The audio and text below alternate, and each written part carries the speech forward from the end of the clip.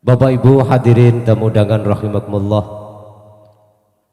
Al-Mau'izatul Hasanah yang kedua yang akan disampaikan oleh guru kita Al-Habib Alawi Barakbah, Khatimul Wilayah, Sahibul Wilayah.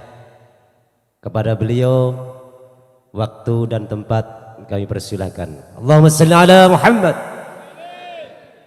Assalamualaikum warahmatullahi wabarakatuh. Alhamdulillah alladzi hadana lihada wa ma kunna linahtadiya laula an hadana Allah. Ashhadu an la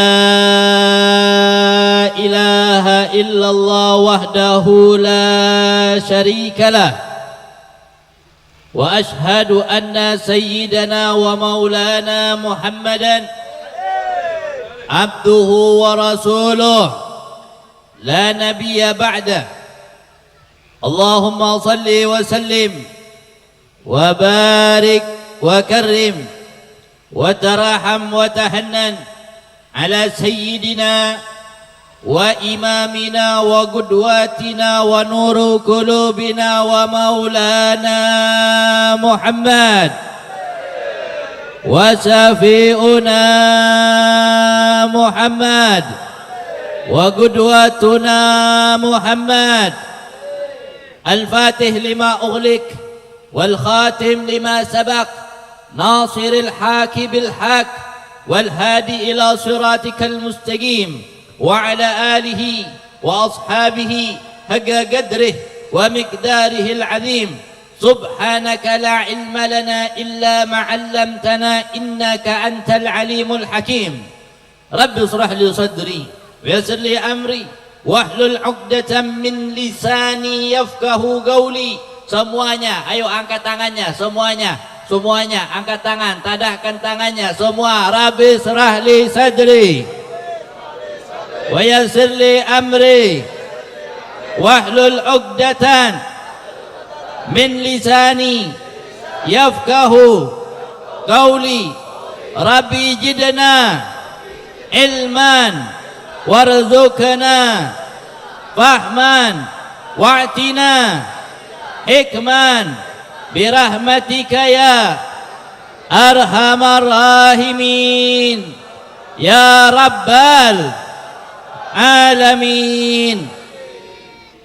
Al-mukarramun wal muhtaramun yang sama kita muliakan serta sama pula kita hormati para tuan-tuan guru, para kiai, wabil khusus guru kita, ayahanda kita, Abuya Kiai Al-Haj Taifur Mawardi beserta rombongannya, hafizahumullah wara'ah.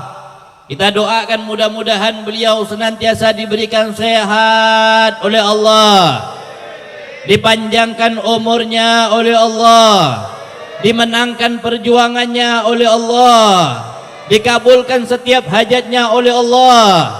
Hajatud dunya bil maisara wa hajatul akhirah bil maghfirah.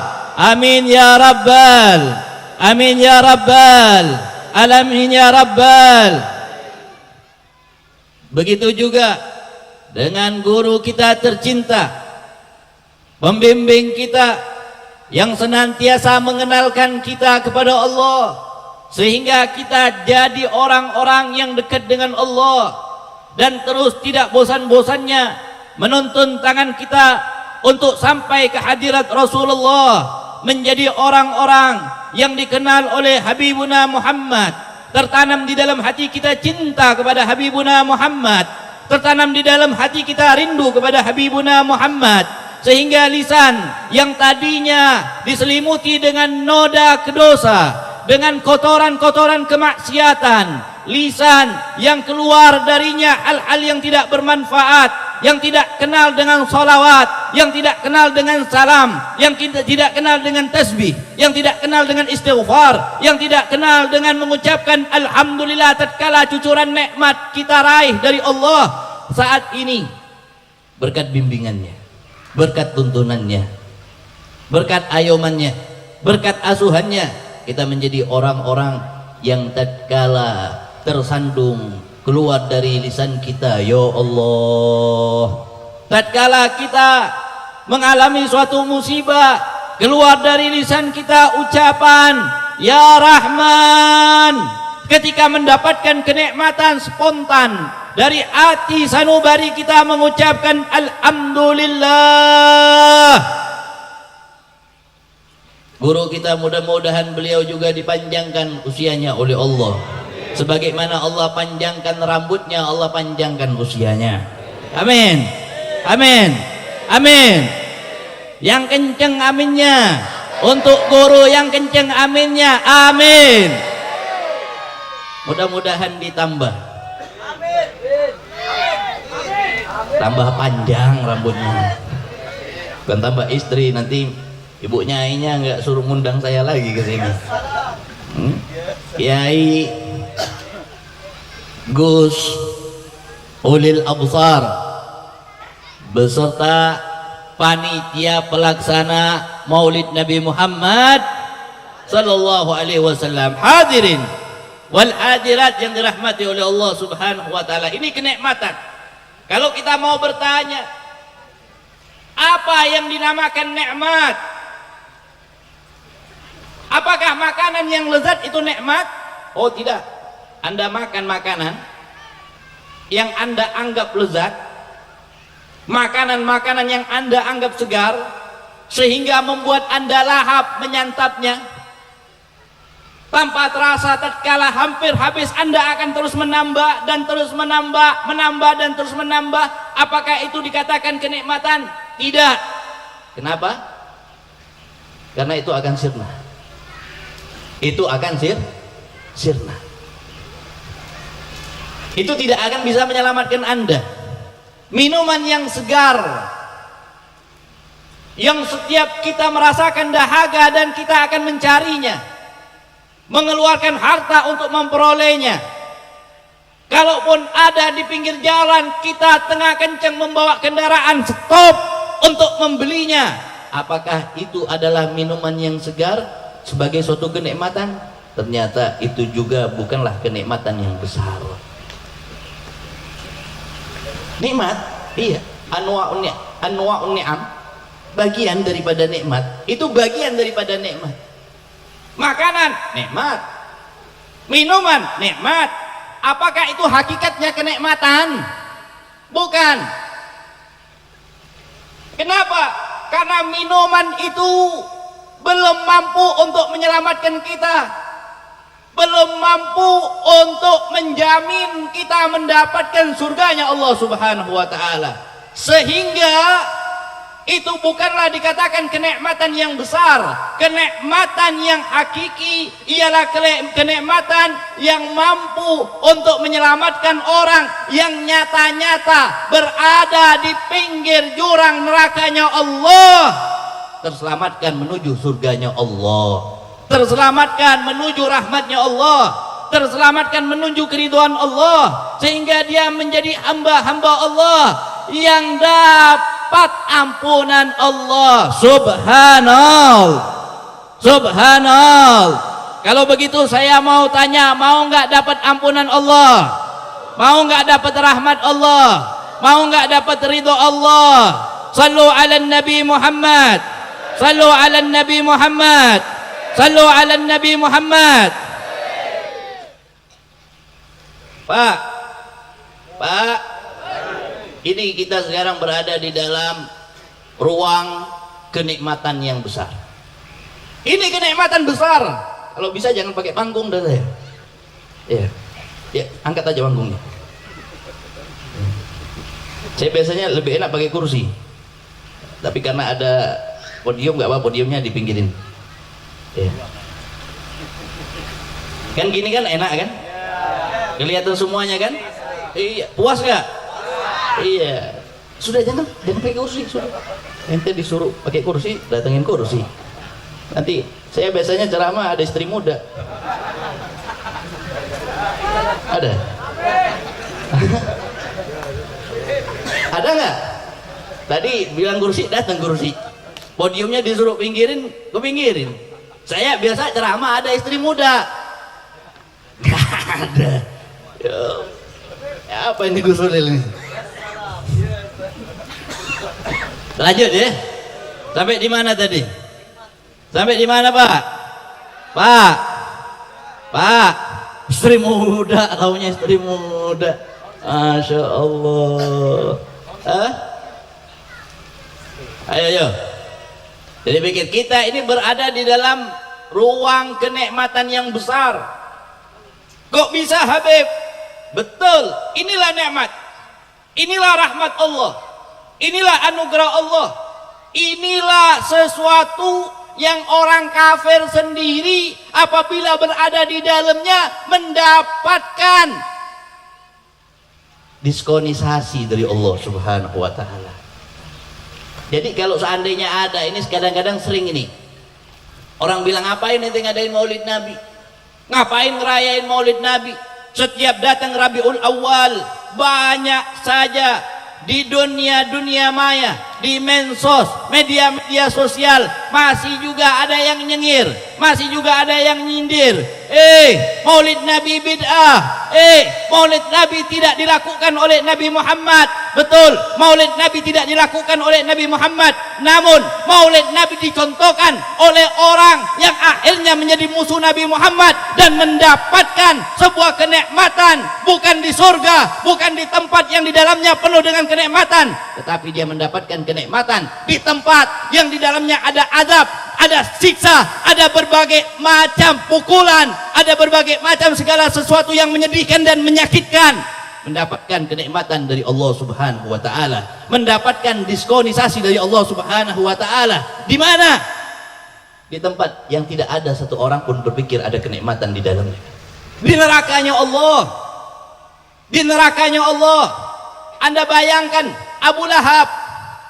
Perhatikan nih, Abu Lahab musuh sama Nabi Muhammad sallallahu alaihi wasallam. Abu Lahab punya istri namanya Ummu Jamil. Tidak ada pekerjaannya istrinya ini Abu Lahab, karena didoktrin oleh suaminya, diasut oleh suaminya, dibisikkan oleh suaminya. Wahai Ummu Jamil, itu yang mengaku Nabi, saya punya keponakan, saya paman kandungnya, saya tahu dia, saya tahu ayahnya, saya tahu ibunya. Bagaimana mungkin mana bisa kita mempercayainya? Hingga apa yang terjadi? Dia punya anak, dikawinkan dengan putri-putri Nabi Muhammad SAW. Ketika mendengar Nabi mengaku sebagai Rasul dan membawakan risalah, maka dia panggil Utbah, dia panggil Utaibah. Hei Utbah, hei Utaibah, kembalikan kau punya istri, kembalikan kepada Muhammad, cerai kau punya istri. Subhanallah, subhanallah. Kalau begitu kira-kira ini Abu Lahab cinta sama Nabi apa benci sama Nabi? Jawab dengan kompak, cinta apa benci? Teman apa musuh? Teman apa musuh? Sahabat apa lawan? Sahabat apa lawan? Tidak beriman, tidak mau mengucapkan asyhadu an la ilaha illallah wa asyhadu anna Muhammadar Rasulullah. Sehingga kebencian Abu Lahab, kebencian istrinya Abu Lahab dimaktubkan oleh Allah di dalam Al-Quran, diabadikan oleh Allah di dalam Al-Quran, menjadi pelajaran bagi kita agar kita mengetahui, agar kita meneliti, agar kita mengkaji, agar kita mempelajari tafsirnya. Kenapa Allah maktubkan di dalam Al-Quran? Apa hikmahnya? Apa yang harus kita ambil? Apa yang harus kita petik sehingga akidah kita kuat, tidak goyah dengan Ahlus Sunnah? Kalau begitu saya mau bertanya, jawab dengan kompak. Kalau ada orang ngaku Ahlus Sunnah wal Jamaah lalu benci Nabi, Ahlus Sunnah apa bukan? Ahlus Sunnah apa bukan? Ada orang yang ngaku Ahlus Sunnah terus datang bulan Maulid Nabi dia tidak merayakan Maulid Nabi. Jawab dengan kompak, Ahlus Sunnah atau bukan? Ahlus Sunnah atau bukan? Sallu ala Nabi Muhammad. Bukan. Kalau Ahlu Sunnah, Pak, cinta sama Nabi Muhammad, betul-betul mempelajari kemuliaan, keagungan, keistimewaan Nabi kita Muhammad.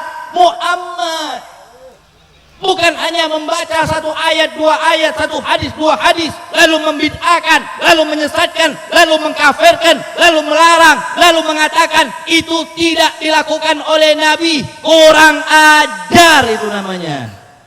Takbir. Allah ini dua tempat, yang satu tempat belum makan, makanya kayak gini, Pak. Lu sudah makan nggak seperti ini ceramahnya. Ngejar waktu tadi. Lanjut. Sampai jam berapa nih? Sampai jam berapa? Masih ada kita Fur. Saya nggak panjang-panjang. Cukup sebentar lah sampai jam 1 malam insyaallah. Ini Abu Lahab dinyatakan tabbat yada Abi Lahabiu. Subhanallah. Bukan main-main. Azabnya Abu Lahab. Dia semasa hidup di kota Mekah mencari kayu bakar. Di nerakanya Allah menjadi kayu bakarnya Allah.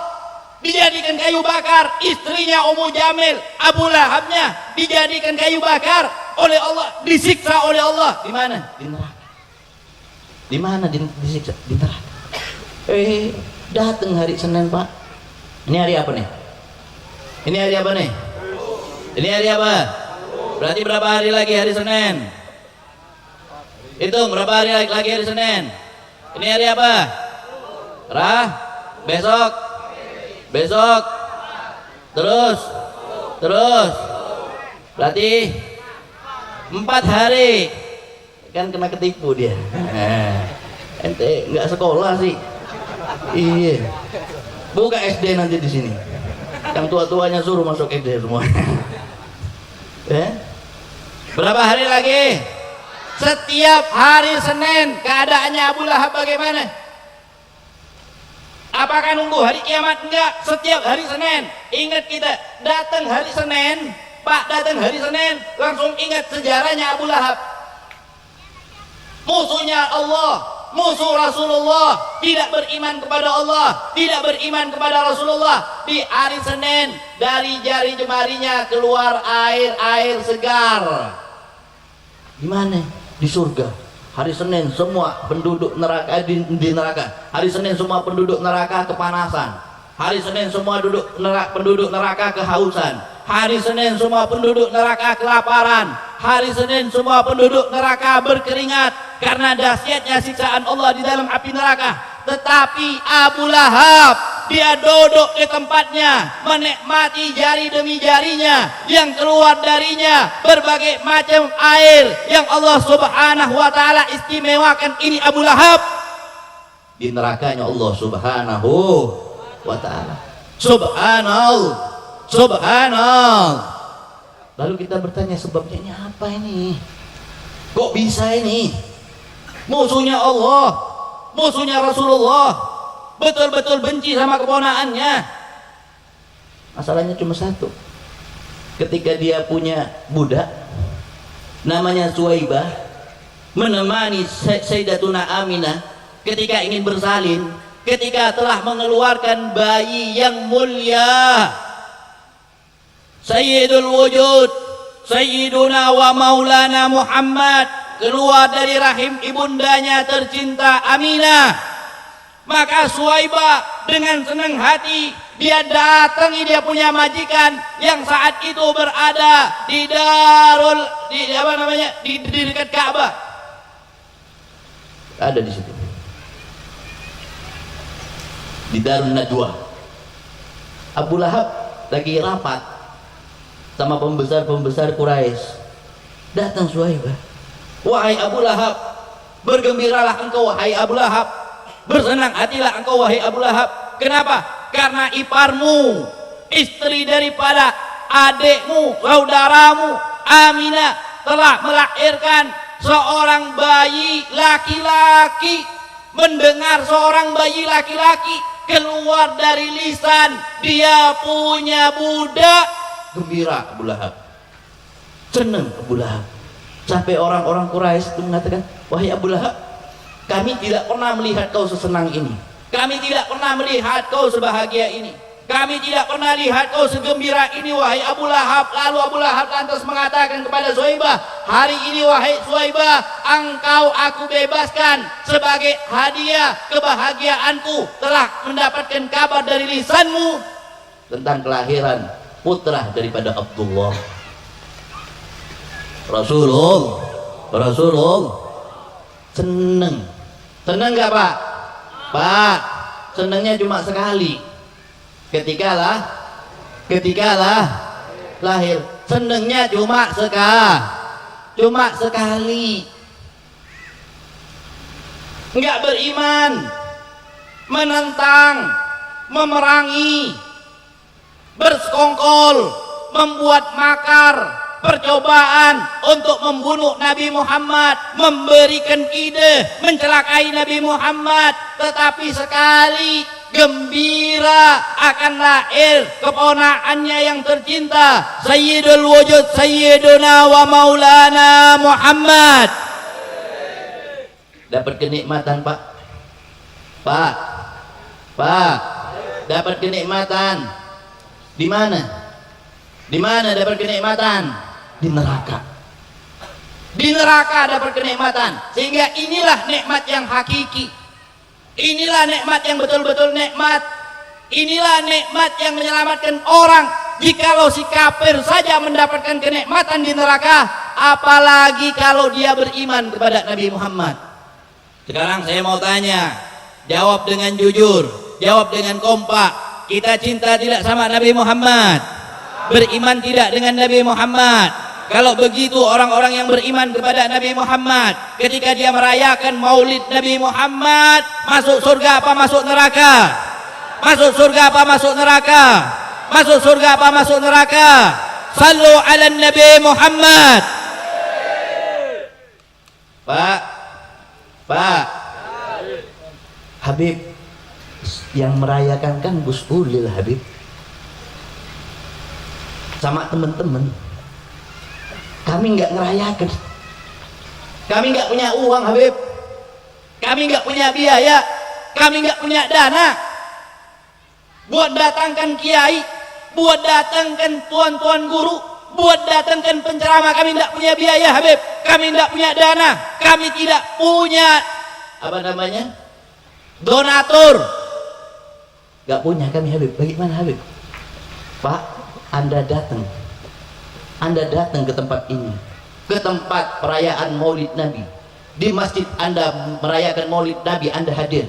Di musola merayakan Maulid Nabi, Anda hadir. Anda tidak enggan, Anda tidak malas, Anda tidak berpilih-pilih tempat untuk merayakan Maulid Nabi, menyenangkan hati baginda Nabi Muhammad. Demi Allah, Anda termasuk orang yang merayakan Maulid Nabi Muhammad. Maulid Nabi Muhammad. Kalau begitu saya mau tanya, setiap ada tempat perayaan Maulid Nabi siap hadir, siap ramaikan, siap datang, siap makmurkan. Kalau di musola ada Maulid Nabi setiap hadir, di masjid ada Maulid Nabi siap hadir, di majelis-majelis lain ada Maulid Nabi siap hadir, siap hadir, siap hadir. Angkat tangannya semua ke atas, angkat tangan semua angkat tangan, ucapkan Allahu Akbar. Udah, kalau ini semuanya datang nih Wahabi kencing berdiri Pak. Iya, nggak berani Wahabi bilang bid'ah. Wong kitanya umat Nabi Muhammad, ngaku cinta kepada umat Nabi Muhammad, kadang-kadang masjidnya bikin maulid dia yang nyengir-nyengir, ngakunya NU, ngakunya Ahlu Sunnah wal Jamaah. Kadang-kadang musola di samping rumahnya ngadain maulid, dia malah protes, dia malah ingkar, dia malah tidak setuju. Dia akui dirinya sebagai NU, dia akui dirinya sebagai Ahlu Sunnah wal Jamaah. Demi Allah, kalau ada orang yang seperti ini namanya NU bohong-bohongan. Kalau NU di dalam hati kita cinta sama Nabi Muhammad. Dasarnya NU adalah menegakkan apa yang ditegakkan oleh al-khalaf, as-salaf, salafun soleh. Kita mengadakan maulid Nabi, kita adakan maulid Nabi. Bagaimana kalau di Jawa? Subhanallah, di Jawa apalagi di Madura, kalau sudah bulan maulid Kental suasana NU-nya, kental. Bukan hanya di masjid dirayakan maulid, di musola dirayakan maulid, di rumah setiap rumah ngerayain maulid Nabi Muhammad. Oh iya, pakai benderanya duit lagi. Masya Allah. Saya waktu ikut, saya punya JIT dulu, masih Allah yarham, saya punya JIT masih hidup. Karena murid-murid JIT saya ini banyak orang-orang Jawa, Jawa Timur, Surabaya, Pasuruan, Bondowoso, Sumeneb, Sampang. Oh, kalau sudah bulan Maulid, saya tidak pernah tidur di rumah saya. Tidur di rumah JIT saya. Kenapa? Karena JIT saya kalau baca Asraful Anam itu bisa 1 hari sampai 5 rumah, Pak, dulu. Bisa 1 hari sampai 5 rumah. Saya bukan dulu masih kecil, belum tahu, belum paham tentang keutamaan Maulid.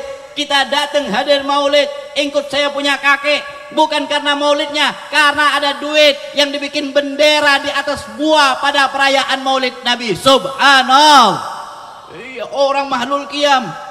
Iya, keturunan Habib, cucunya Kiai, macam kakek carok bingkok lagi. Orang Mahlul Qiyam depan anak punya JIT nggak berani ngambil duit 10.000, 5.000, anak ambil rezeki. Allah. Seneng ini ahlu sunnah wal jamaah. Jangan takut-takut. Ini kadang-kadang ahlu sunnah wal jamaah takut. Kita kalau takut-takut diinjak sama musuh-musuh kita, Pak. Kenapa musuh kita berani? Kenapa musuh kita berani lantang-lantangan menyala-nyalakan ibadah kita, menyala-nyalakan amalia kita? Karena kita takut mensiarkan amalia kita. Berapa banyak masjid-masjid ahlu sunnah udah berubah, direbut, diambil, dikuasai, dirampas. Yang bangun orang NU, yang bangun ahlu sunnah sekarang berubah jadi Wahabi. Subhanallah.